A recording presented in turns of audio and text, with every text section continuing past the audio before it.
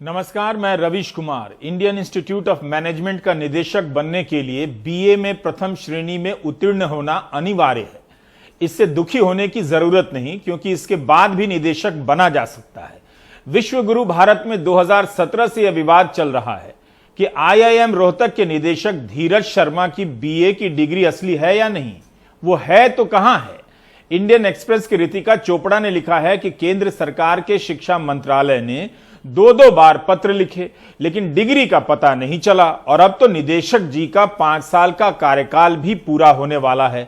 निदेशक से रिपोर्टर ने संपर्क भी किया, लेकिन जवाब नहीं मिला। एक निदेशक कागज नहीं दिखा रहा है और नागरिकता कानून को लेकर पूरे देश में उत्पात मचाया गया कि कागज तो दिखाना होगा।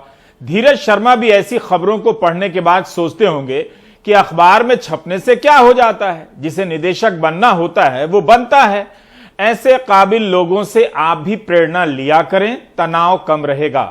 अगर आपने ये अंदाजा लगाया है कि मैं इनकी बीए की डिग्री के बहाने किसी और की डिग्री की बात करूंगा तो आप गलत हैं। लेकिन मैं प्रधानमंत्री मोदी की तो बात करूंगा, जिन्होंने 14 अक्टूबर 2017 को भारत के 20 शिक्षा संस्थानों को दुनिया के 500 संस्थानों में पहुंचाने की नीति का ऐलान किया था। इस प्रसंग का जिक्र क्यों कर रहा हूं, आगे बात करेंगे, लेकिन पहले 2017 का यह ऐलान सुनिए। इसी मिजाज से एक योजना भारत सरकार लाई है, और वो योजना ये है कि देश की 10 प्राइवेट यूनिवर्सिटी और देश की 10 पब्लिक यूनिवर्सिटीज, इन 10 टोटल 20 यूनिवर्सिटीज, इनको वर्ल्ड क्लास बनाने के लिए एक आज जो सरकार के सारे बंधन है, सरकार के जो कानून नियम है, उससे उनको मुक्ति देना, और दूसरा आने वाले 5 साल में इन यूनिवर्सिटीज को 10,000 करोड़ रुपया देना।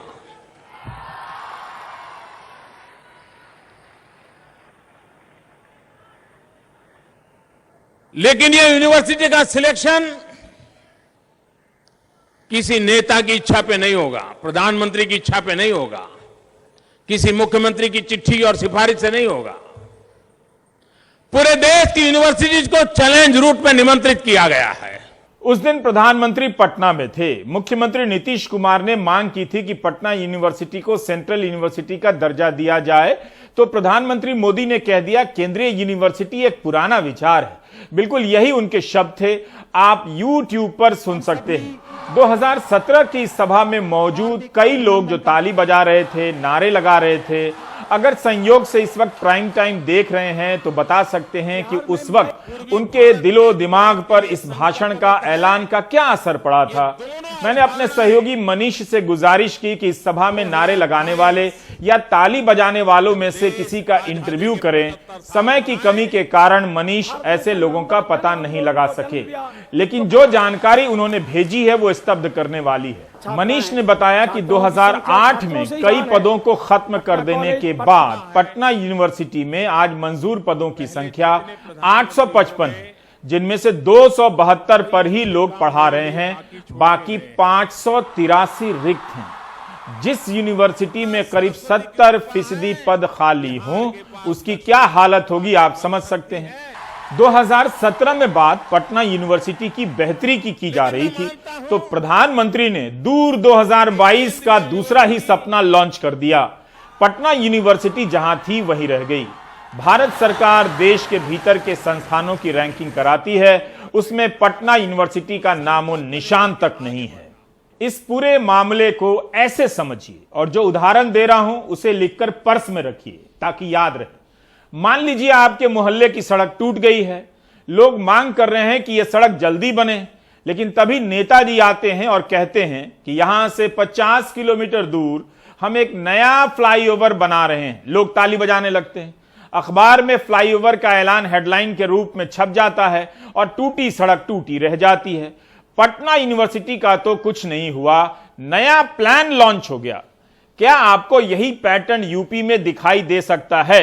अच्छा होता प्रधानमंत्री नई यूनिवर्सिटी की आधारशिला रखने के साथ साथ जो चल रही हैं उनकी हालत पर भी बात करते, बताते कि कितने शिक्षकों के पद खाली हैं, पढ़ाई की गुणवत्ता में क्या सुधार हुआ है।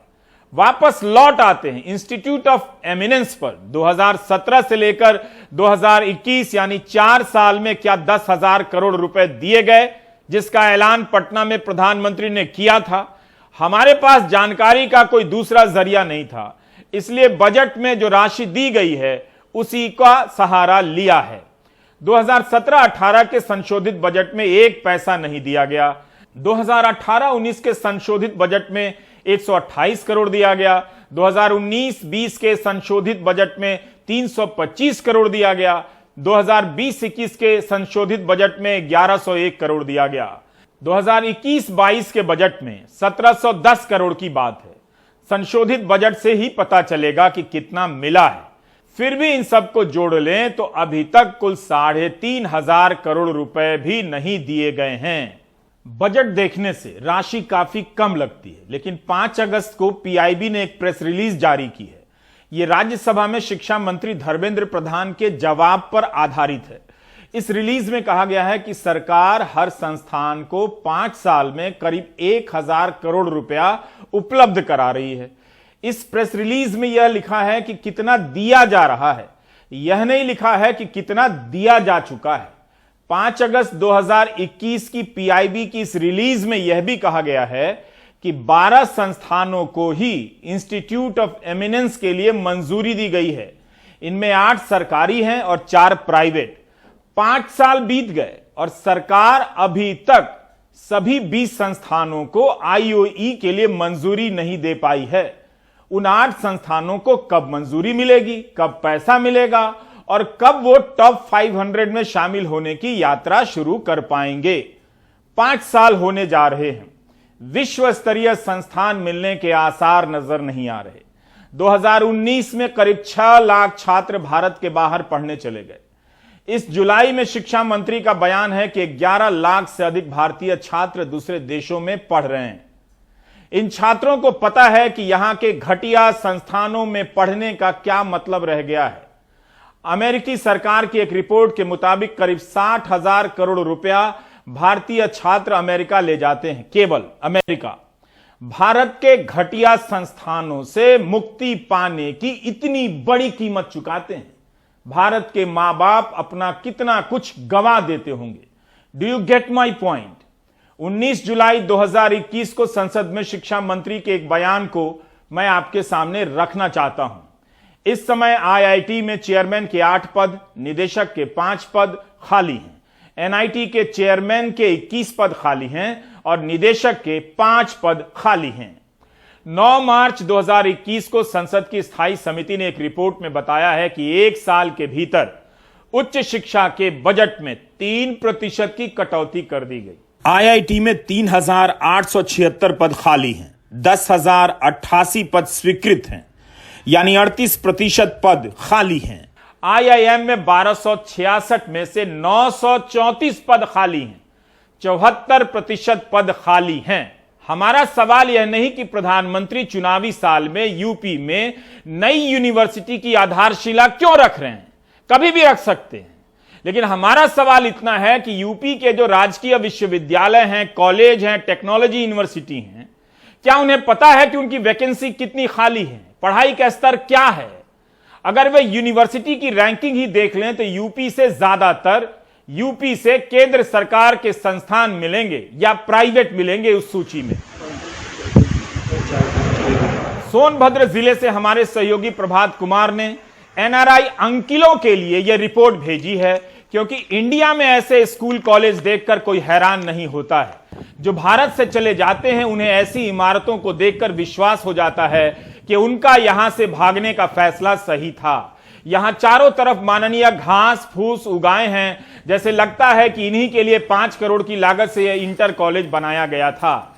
2018 में मुख्यमंत्री योगी आदित्यनाथ ने अपने कर कमलों द्वारा इसका उद्घाटन भी किया, लेकिन उनके जाने के बाद घास फूस ही पढ़ने आए, क्योंकि छात्रों को पढ़ाने के लिए शिक्षकों की नियुक्तियां नहीं हुई और घास फूस को पसरने के लिए बंद इमारत से बेहतर कोई और जगह नहीं मिल सकती थी।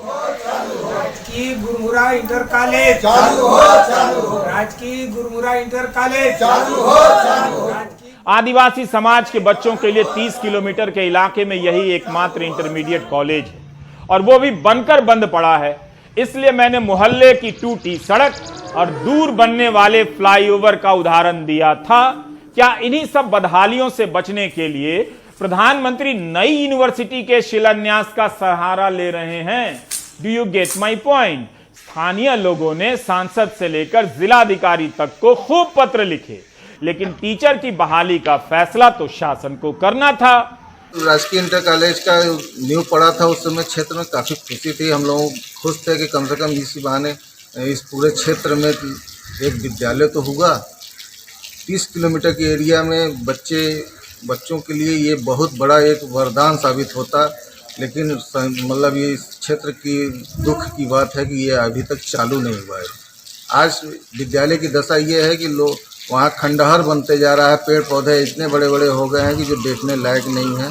और हम लोग इसकी शिकायत या सूचना करने के लिए हम लोग कई जगह गए, जैसे विधायक, सांसद, ऊपर तक हम लोगों ने लेटर लिखा, लेकिन इस पर कोई कार्रवाई नहीं हुई, आज तक चालू नहीं हुआ। क्या कारण है, सरकार क्यों नहीं चालू कर रही है, जिससे हम लोगों की ये असुविधा जो हो रही है, बच्चों को भेजना पड़ रहा है डाला और दूर दूर बच्चे जा रहे हैं। जो अगर ये विद्यालय चालू हो जाती है तो इस क्षेत्र के लिए एक वरदान साबित होगा। हम लोग तो यही मांग है कि सरकार इसको जल्द से जल्द चालू करे। हमारे सहयोगी प्रभात कुमार ने बताया कि सोनभद्र के चोपन ब्लॉक में पिपरा खांड गांव में 2011 में एकलव्य मॉडल आवासीय विद्यालय की नींव रखी गई थी। इसकी भी हालत ठीक नहीं है, जबकि सरकार के करोड़ों रुपए खर्च हो चुके हैं। अगर आप समझने के मूड में हैं तो समझेंगे कि आजकल किसी भी सरकार में यह देखने को मिलता है कि स्कूल और अस्पताल की इमारत तो बन जाती है, लेकिन या तो चालू नहीं की जाती या फिर कई साल लग जाते हैं चालू किए जाने में। इस आवासीय विद्यालय को चालू किया जाता तो आदिवासी बच्चों को कितना लाभ होता, लेकिन इमारत बनी हुई है, इसका इस्तेमाल कोई नहीं कर रहा। दूसरी तरफ प्रधानमंत्री नई यूनिवर्सिटी की आधारशिला रख रहे हैं ताकि यूपी के युवाओं में आशा का नवीन संचार हो सके। इस इमारत के बनने पर भी आशा का नवीन संचार हुआ होगा। फिलहाल यहां घास का नवीन संचार हो रहा है। 2 साल से यह बनकर तैयार है। कम से कम हमारी रिपोर्ट के बाद चालू हो जाए तो अच्छा रहता। मायावती के बाद अखिलेश जी आए, अखिलेश जी के बाद अभी योगी सरकार ही आए हुए हैं, लेकिन अभी तक इसका उद्घाटन नहीं हुआ। सब कुछ कंप्लीट है, वायरिंग है, लाइट है, सब व्यवस्था हो गया, लेकिन अभी तक इसका उद्घाटन नहीं हुआ। करोड़ों रुपए की संपत्ति बन करके ऐसे ही वेस्ट पड़ा हुआ है और धीरे धीरे अब ये खंडर होने के कगार पर पहुंच रहा है। चारों तरफ झाड़ियां लगी हुई हैं। अगर हमारा ये विद्यालय प्रारंभ हो जाता तो हमारे क्षेत्र से कुड़वा हो गया, पीपर खाड़ हो गया, कचनरावा हो गया, गोबरदाहा हो गया, अन्य भी गांव के क्षेत्र है जो बहुत भारी संख्या में लोग रहते हैं, यहाँ के बच्चे पढ़ते हैं। हमें नहीं मालूम कि इस वक्त यूपी में स्कूल और कॉलेजों की कितनी इमारतें बनकर तैयार हैं, उनमें पढ़ाई शुरू हुई या नहीं, जिनमें पढ़ाई हो रही है उनमें पढ़ाने वाले हैं या नहीं। आधिकारिक संख्या सरकार के मंत्री या सचिव ट्वीट कर बता दें तो हम अगले कार्यक्रम में आदरपूर्वक शामिल करेंगे। हमारे सहयोगी परिमल पश्चिम यूपी के कुछ इलाकों में गए, वहां उन्होंने देखा कि कई इमारतें कॉलेज के नाम पर बनकर तैयार हैं, मगर वहां शिक्षकों की नियुक्ति नहीं हुई है। सोचिए, इन सभी में शिक्षक बहाल होते, युवाओं को नौकरी मिली होती, छात्रों को नामांकन मिला होता और प्रधानमंत्री उद्घाटन कर रहे होते तो क्या ही बात होती। कितने आस लगा रखे थे। गाजियाबाद के लोनी की प्रेमनगर बस्ती की शेरबी, साबिया और शोफिया तीनों बहनें और उनके पिता इरशाद के सामने इनको आगे पढ़ाने की चिंता है। परिवार गरीब है, पिता ऑटो चलाते हैं, लिहाजा न बच्चों को पढ़ाई के लिए दूर भेजना चाहते हैं और न ही प्राइवेट में पढ़ाने में ज्यादा समर्थ। लगा कि पड़ोस में इंटर कॉलेज खुला है तो चुनौती खत्म हो जाएगी, पर हालत ढाक के 3 पात जैसी ही है। एजुकेशनल हब स्कीम के तहत पास के ही अल्पसंख्यक बहुल इलाके में बालिकाओं के लिए मॉडल इंटर कॉलेज 2019 से तैयार बनकर शिक्षा विभाग के हवाले है, पर आज भी ताला लटका है। यहाँ 6ठी से 12वीं की पढ़ाई की व्यवस्था है। क्या दिक्कत आ रही है? कितने तक पढ़ाई की है? और 6ठी तक पढ़ाई करिए, सोचा था आगे पढ़ेंगे, लेकिन फिर कुछ है ही नहीं स्कूल में, तो फिर घर बैठे हैं काफी सालों से। और कितने दूर है स्कूल यहाँ से? ये है यहाँ पर नहीं, दूसरा स्कूल कितना दूर? दूसरा स्कूल दूर है, काफी दूर है यहाँ से। हमारे पापा की कितनी कमाई है नहीं, जो सोचा था आगे पढ़ेंगे, इसलिए कुछ कमाई है नहीं, इसलिए घर में बैठे हैं बहुत साल से। तो आप जैसे और भी लोग होंगे आपके दोस्त यहाँ आसपास में जो नहीं पढ़ पा होंगे? बहुत लड़कियाँ, बहुत लड़कियाँ, काफी लड़कियाँ जो नहीं जा पा रही, जो घर में बैठी हैं, जो पांचवी करके रुक गई हैं, जो नहीं जा पा रही हैं। और यहाँ से तो 6ठी से 12वीं की पढ़ाई थी ना? हाँ, यहाँ के सामने स्कूल बनाता है कोई। प्रेमनगर की इस कॉलेज की इमारत में अब तो दरार भी पड़ने लगी है और यहाँ बने क्लासेस की जमीन भी धंस रही है। प्रिंसिपल से लेकर स्टाफ के कमरे हों या फिर लैब, व्यवस्था सबकी है, पर ताले लगे हैं। कॉलेज को 2 साल से शिक्षकों का इंतजार है। यहाँ के लोग प्रधानमंत्री से लेकर शासन प्रशासन को कॉलेज खोलने को लेकर लिख कर थक चुके हैं, पर अब तक सुनवाई नहीं। अल्पसंख्यकों के लिए बना है, गर्ल्स के लिए, तो इसे चालू करवाने के लिए हमने हर जगह लेटर लिखे हैं, और अब से नहीं, 2018 से रेगुलर प्रधानमंत्री जी इसका उद्घाटन करके गए, और उसके बाद से रेगुलर यहाँ पे अधिकारी कोई आता है, देख के चला जाता है। अल्पसंख्यकों की वजह से ये तैयार होने के बाद सारे गड्ढे हो गए, कनेक्शन कट चुका है, बिजली का बिल लगभग 60-65 हज़ार रुपये का आ रहा है, इसका कोई सुनवाई कहीं नहीं, और ये भी सीजन चला जाएगा, हमें नहीं लगता है चालू होएगा, हमने तो आस ही छोड़ दी इसलिए। इसी स्कीम के तहत यहाँ से करीब 5 किलोमीटर की दूरी पर लोनी के मुस्तफाबाद में बालकों के लिए बने मॉडल इंटर कॉलेज की हालत भी ठीक ऐसी ही है, जहाँ 2 साल से बिल्डिंग तो तैयार है, पर बंद है। विधायक यहाँ के बीजेपी के हैं, सरकार बीजेपी की है, केंद्र सरकार बीजेपी की है, सब कुछ बीजेपी का। कहते सबका साथ सबका विकास, तो कहाँ हो रही है? हमें तो कहीं दिखाई नहीं दे रहा। आपके सामने स्कूल है ये। समाजवादी पार्टी के शासन के दौरान 2014-15 में एजुकेशनल हब स्कीम के तहत कुल 40 कॉलेज के प्रोजेक्ट सैंक्शन हुए। नई बीजेपी की सरकार आने पर उन्हीं 23 कॉलेज की इमारतों के प्रोजेक्ट के काम को हरी झंडी मिली, जहां काम शुरू हो चुका था। इनमें से 8 इमारतें साल भर से बनकर तैयार हैं। हर इमारत पर तकरीबन 3 करोड़ 2 लाख रुपए की लागत आई है। यानी एजुकेशनल हब स्कीम के तहत साल भर पहले तक करीब 24 करोड़ की लागत से 8 कॉलेज की इमारतें तैयार हो चुकी हैं और शिक्षा विभाग को सौंपी जा चुकी हैं। पर अफसोस, स्टाफ बहाली के अभाव में सालों से पढ़ाई की जगह ताले लटके हैं। अब स्कूल खोलने की तिथि नहीं बताई जा रही, बल्कि धन्यवाद ज्ञापन का काम चल रहा है। बनने की बात से भला कहाँ इनकार है, सवाल है चलने की बात का। हमारे यहाँ लोनी में माननीय मुख्यमंत्री जी और माननीय शिक्षा मंत्री जी के आशीर्वाद से जहाँ एक भी इंटरमीडिएट का स्कूल नहीं था, वहाँ 2 इंटरमीडिएट के स्कूल बने, डिग्री कॉलेज का काम चल रहा है। तमाम एजुकेशन के क्षेत्र में सुधार हुआ है। तो जो स्कूल हमारे बनके कंप्लीट हुए हैं, उनके पद सर्जन हुए और बहुत जल्दी वो शुरू हो जाएंगे। इसके लिए मैं माननीय मुख्यमंत्री जी को बहुत बहुत हार्दिक धन्यवाद और उनका अभिनंदन करता हूँ। अधिकारी बता रहे हैं कि कोशिश है कि जल्द से जल्द शिक्षकों की नियुक्ति करके इसको शुरू करवाया जाए। ये दोनों ही इंटर कॉलेजेस हम लोग 2019 में हस्तगत भी कर चुके हैं शिक्षा विभाग को, लेकिन इस समय चूंकि शिक्षा विभाग में कोई भी फैकल्टी इसको चलाने के लिए सृजित नहीं है, पदों का सृजन नहीं हुआ है, जिसके कारण इसके संचालन में बाधा आ रही है। और अभी फिलहाल के लिए ये सोचा जा रहा है कि कोई ना कोई वैकल्पिक व्यवस्था की जाए, ताकि ये जो भवन बनकर के तैयार हो चुके हैं, इनको शीघ्रातिशीघ्र जनोपयोगी बनाया जा सके। अब स्कूल कॉलेज की इमारतों को लेकर एजुकेशनल हब स्कीम के अलावा बात दूसरे स्कीम की। प्रधानमंत्री जन विकास कार्यक्रम के तहत 2018 से 20 के दौरान 31 बिल्डिंग करीब 100 करोड़ रुपए की लागत से तैयार हुई, शिक्षा विभाग को सौंपी जा चुकी हैं, पर इसके संचालन में भी शिक्षकों और स्टाफ की कमी बाधा बन रही है।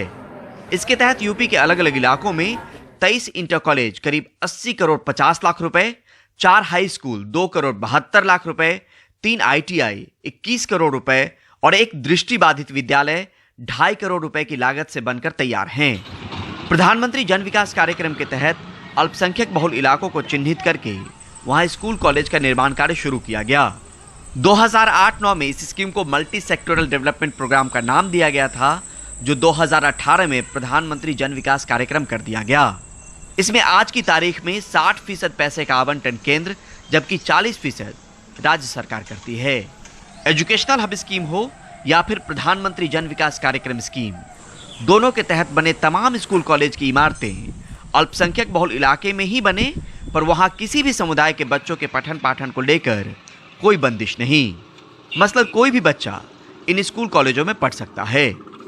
कागजों से जमीन पर इमारतें तो उतर आई, पर जमीनी हालात नहीं सुधरे, नहीं बदले। 2 स्कीम की हालत तो आपको दिखा दी, अब शिक्षा की बदहाली की कुछ और कहानियां।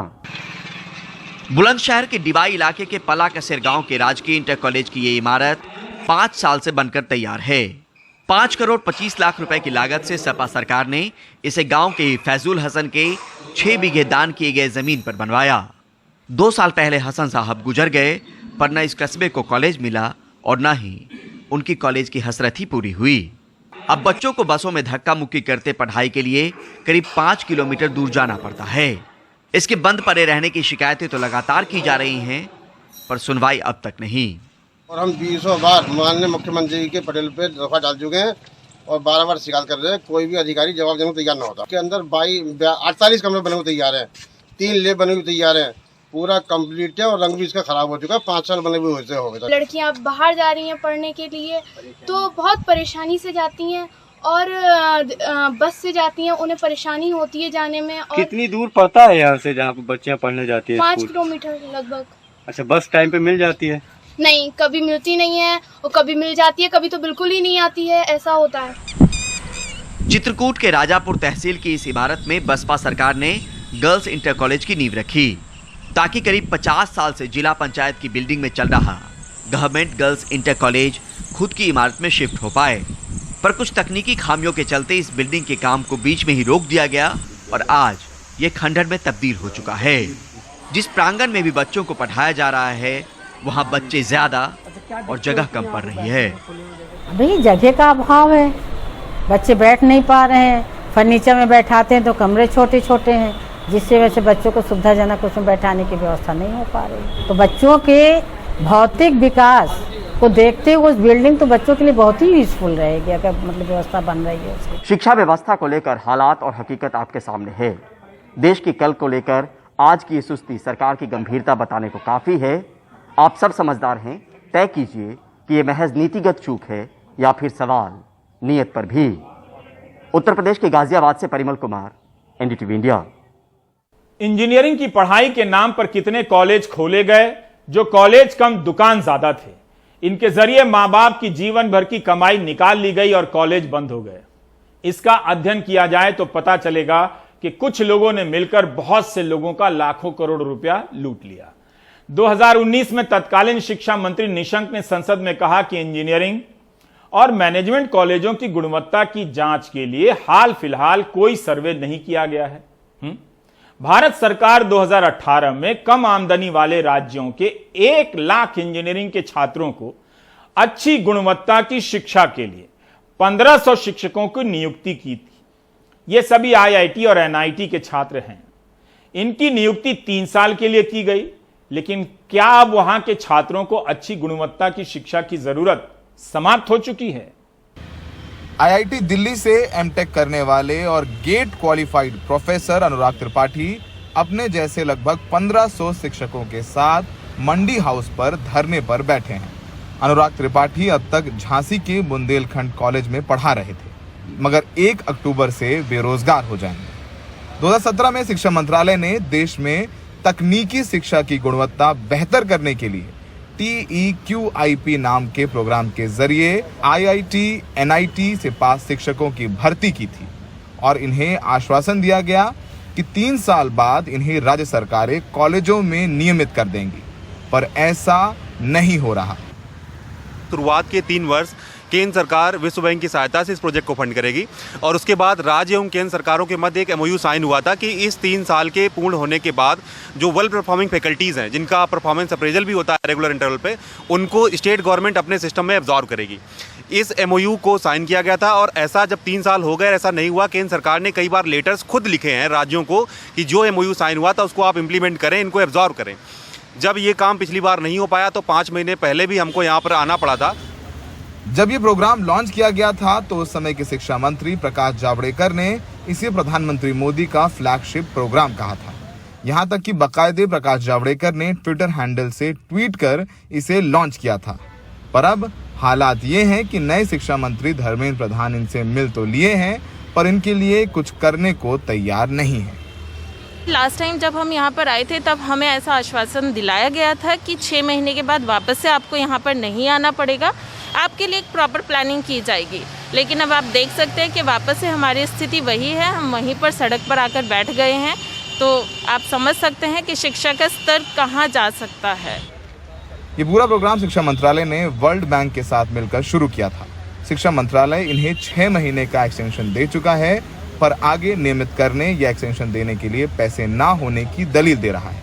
शिक्षा मंत्रालय के सूत्रों की माने तो ये प्रोग्राम सिर्फ 3 वर्ष के लिए था। राज्य सरकारों को इन शिक्षकों को नियमित करना था।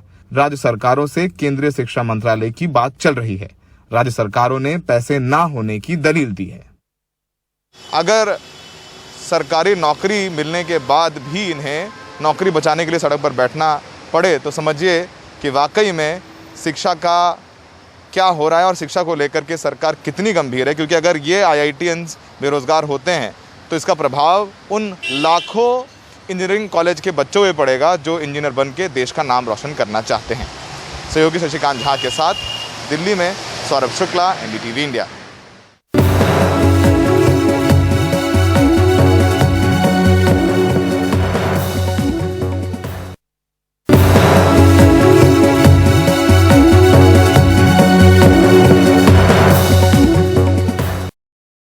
मध्य प्रदेश के माहेश्वरी साड़ियों का हाल आपने देखा था। आज बनारसी साड़ियों के कारोबार का हाल भी देखिए। लोगों के हाथ में पैसे नहीं हैं, इसलिए खरीदारी घट गई है। अजय सिंह बता रहे हैं कि त्योहारों का महीना आने वाला है, बनारसी साड़ी के ग्राहक दिखाई नहीं दे रहे हैं। उनके इंतजार में कई दुकानें बंद होने लगी हैं। बंगाल हमारा बहुत बड़ा इसका परचेज करने वाला सेंटर था। बंगाल की स्थिति यह है कि इस वक्त हम लोगों का दुर्गा पूजा का सीजन था, 1 पैसे का कस्टमर नहीं है। बिल्कुल कोई बंगाल से आ ही नहीं रहा है कोई ग्राहक, और ना ऑर्डर, शायद 10-15% ऑर्डर आ रहे हैं, उससे अधिक ऑर्डर नहीं है। और उसके अलावा आंध्रा तेलंगाना के अलावा कहीं से हिंदुस्तान में ऑर्डर नहीं है। महाराष्ट्र दल है, ये गणेश उत्सव बहुत मज़े का मनाया जाता है। गणेश उत्सव में बिक्री नहीं हुई बना, और पंजाब दिल्ली तो वैसे ही बैठा हुआ है। लोगों के पास पैसा नहीं है, जब पैसा आएगा तो वो माल खरीदेंगे, अन्यथा हमारा बिजनेस ऐसे ही चलता रहेगा। बनारसी साड़ी उद्योग के महामंत्री राजन बहल का यह दर्द यूं ही नहीं है। कोरोना के बाद की तालाबंदी मानो जैसे अभी भी साड़ी उद्योग के लिए चली आ रही है। साड़ियों के खरीदार नहीं हैं, बनाया हुआ माल बिक नहीं रहा है, और जो माल बाहर गया उसका पैसा फंसा हुआ है। इस वक्त कहा जाए तो बहुत ही विकट स्थिति में हमारा उद्योग चल रहा है। ये 2019 में जो लॉकडाउन हुआ उसकी पेमेंट अभी तक हमारे पास 50% भी पेमेंट नहीं आ पाई। तब तक थोड़ा बाजार चलने लगा तो हम लोगों ने कहीं ना कहीं से पैसे का इंतजाम किया। वो बैंक से लोन हो रहा है या जहाँ से भी पैसे का इंतजाम कर सके हमने इंतजाम किया, और उसको इंतजाम करने के बाद फिर हमने इन्वेस्ट किया पैसे को, फिर ग्राहकों को माल बेचा, और फिर वो भी पेमेंट हमारी फंस गई। अभी उसमें से 80% रिकवरी बाकी है। अब आज की स्थिति में सबसे ज़्यादा हमारा उद्योग जो जूझ रहा है ये फाइनेंस से जूझ रहा है। मनोज शाह की फर्म में ये पुराना स्टॉक बाहर से आने वाले कारोबारियों के लिए औने पौने दाम पर बेचने को रखा गया है। ये साड़ियाँ नहीं बिकी तो बेकार हो जाएंगी। इससे महंगाई लेके फ़र्क ये पड़ा कि लोगों का परचेजिंग कैपेसिटी कम हो गई है। जो पहले 1500-2000 खरीदते थे वो 500-700 की परचेजिंग करना चाहते हैं। पैसा लोगों के पास उतना है नहीं, और नया नया आइटम बनता है वो पुराना माल रुक जाता है। वो फिर पुराना रेट डाउन करके या सेल में बाहर जो कस्टमर आते हैं उनको हम लोग उसको सेल आउट करते हैं। संकट की असली मार बुनकरों पर पड़ी है। शकील अहमद के घर पहले 3 हैंडलूम थे और काम अच्छा चलता था, लेकिन कारोबार ऐसा बैठा कि सारा ताना बाना उलझ गया। हैंडलूम छोड़ चाय पकौड़ी की दुकान खोलनी पड़ी। ये कहानी सैकड़ों बुनकर की है। हम क्यों परेशान है कि हमारा बुनकर का काम है पिछले बहुत दिनों से बंद हो गया है और बहुत परेशानी हो गई थी हमें, इसलिए मुझे कुछ समझ में नहीं आ रहा था क्या करें। तो मैंने सोचा कि कोई ना कोई दुकान खोले, लेकिन मेरे पास पैसा नहीं था कि दुकान खोलने के लिए। तो हमने अमन भाई से सहायता ली, हमने पकौड़ी सलाद यही सब की दुकान खोली है और उसी से हम अपने बाल बच्चों का पेट पाल रहे हैं। बनारसी साड़ी उद्योग ने ऐसी दुर्दशा और ऐसी मंदी कभी नहीं देखी थी। ऐसा इसलिए नहीं कि इसके कदरदान कम हो गए हैं, बल्कि ऐसा इसलिए है कि लोगों के खरीदने की क्षमता कम हो गई है।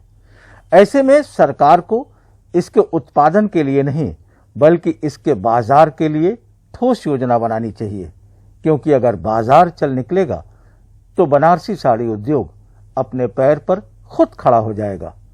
वाराणसी से पुरुषोत्तम के साथ अजय सिंह, एनडीटीवी इंडिया। आप देख रहे थे प्राइम टाइम। नमस्कार।